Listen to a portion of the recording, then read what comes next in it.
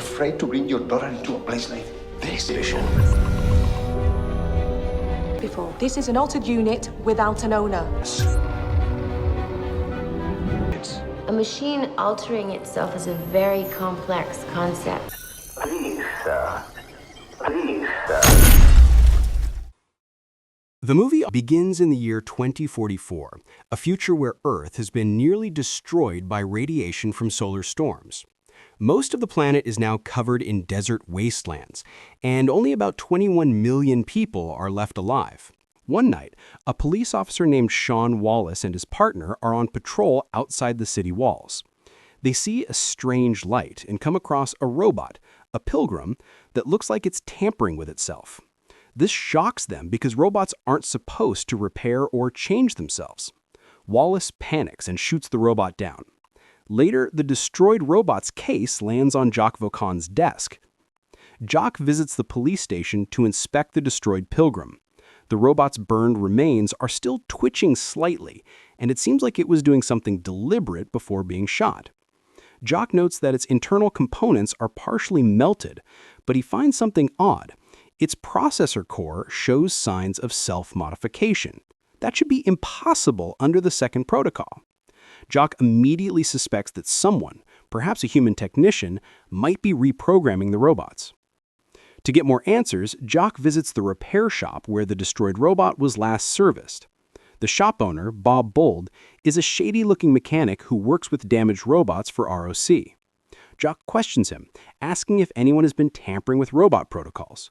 Bob denies it but looks nervous. He finally admits he once heard about a strange robot that fixed itself, but he doesn't know where it went. Jacques' instincts tell him Bob is hiding something. Jacques lives in one of the few remaining cities, and he's tired and broken by the depressing world around him. He lives with his pregnant wife, Rachel, and dreams of escaping the toxic city to a safer coastal area where he can raise their baby in peace. But he's stuck working for ROC, handling claims whenever a robot is destroyed or acts strangely. Later, Jacques secretly follows one of his modified robots, a female robot known as Cleopatra, into an abandoned building. Inside, Jacques finds a hidden workshop where several robots are being repaired and modified, not by humans, but by another robot. This shocks him. He watches as one robot welds parts, fixes limbs, and even appears to upgrade other robots. But before he can get too close, the robots notice him. He runs out and goes straight to his boss, Robert Bold, at ROC to report what he saw. Jacques tries to explain that a robot is modifying itself and others, but Bold doesn't believe him. ROC executives have too much at stake. They sell millions of robots based on the claim that they're completely safe and under control. Any sign that robots can evolve on their own would destroy the company's reputation and threaten humanity's fragile order. Despite Jacques' warning, ROC dismisses him. But Jacques can't let it go. He wants to find out how this is happening and maybe use it to secure money to move his family out of the city.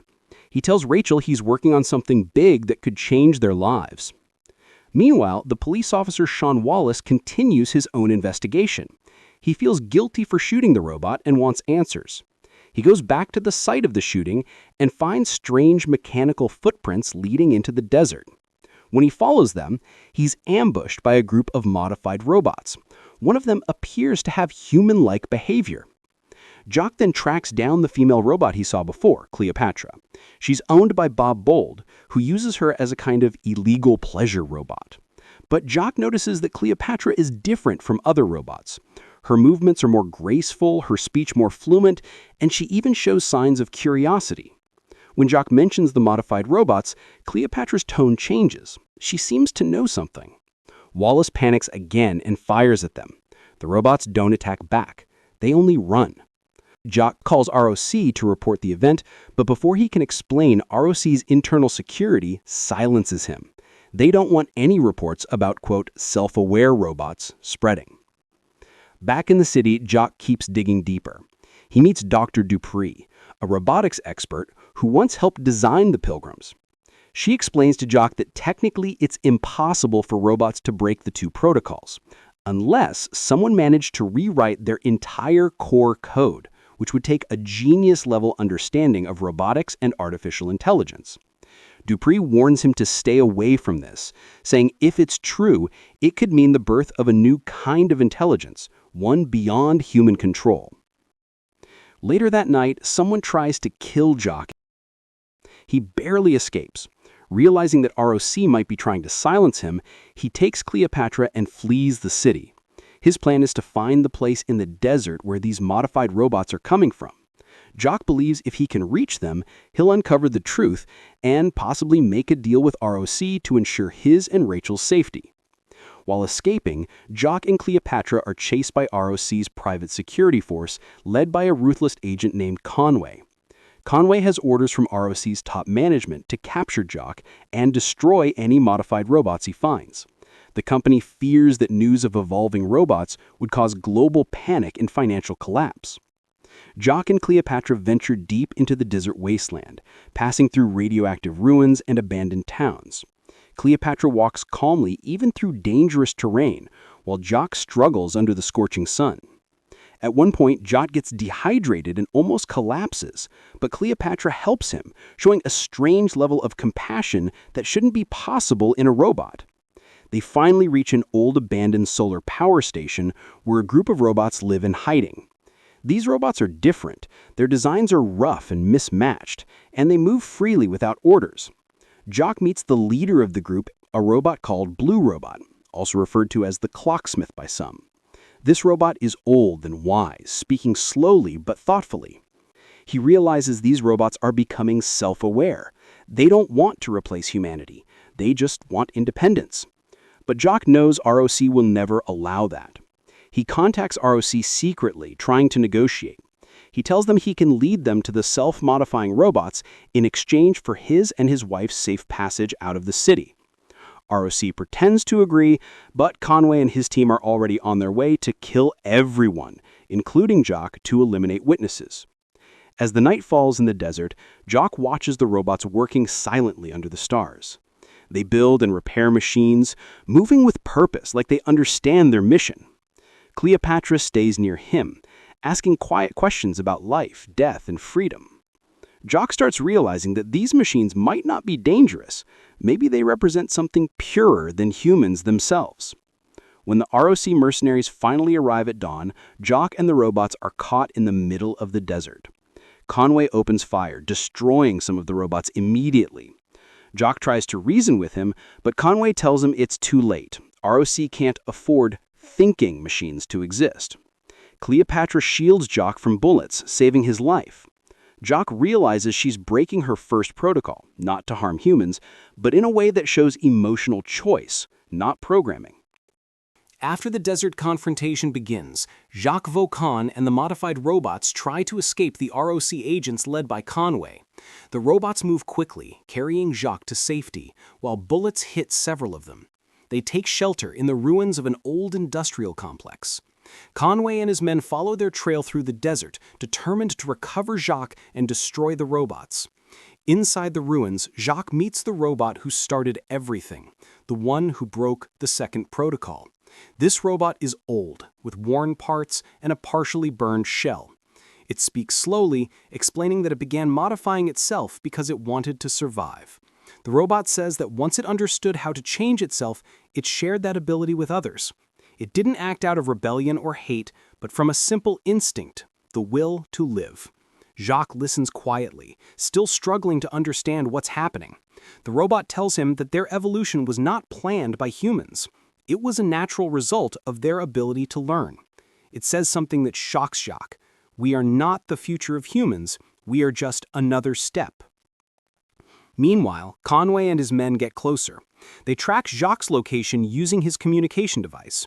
Conway contacts ROC headquarters and tells them they'll finish the job soon.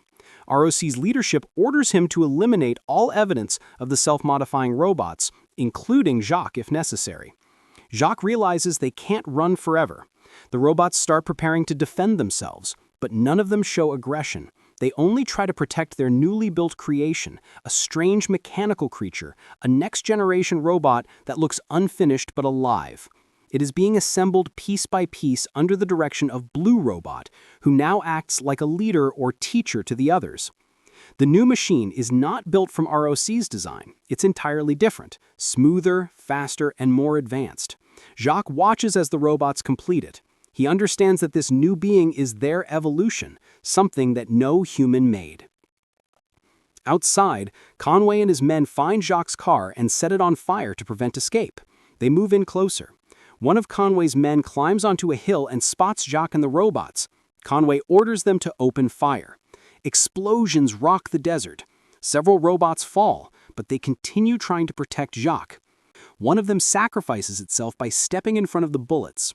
Conway moves forward shooting more robots until he finally reaches Jacques. Conway aims his gun at Jacques, blaming him for causing all this trouble. Jacques tells him that killing the robots won't stop what's already started. Conway doesn't listen. Before he can pull the trigger, one of the robots grabs him and throws him to the ground. The robot holds him down, ready to crush him, but Jacques shouts for it to stop. The robot hesitates and then releases him, showing that even though it can kill, it chooses not to. Conway uses this moment to shoot the robot multiple times, destroying it.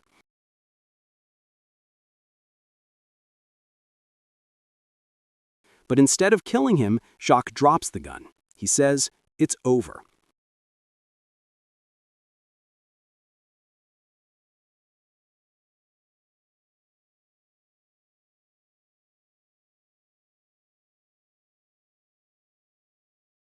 Jacques, exhausted and bleeding, watches silently.